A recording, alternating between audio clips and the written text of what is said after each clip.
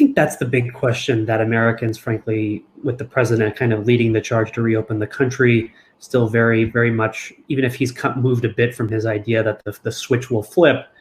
still very, very much up in the air. The key points being, we talked a little bit earlier about China and how transparent it's been, but one thing that you still have a lot of experts and health officials pointing to is how effective they were, in part because of the authoritarian way the country is set up, at contact tracing and some of these other initiatives. We still don't know,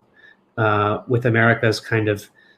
some might say, excessively libertarian bent, what Americans will tolerate, right? I mean, if you have a protest, as I mentioned, in Michigan over a lockdown that prevents people from traveling between their first and second home in the state,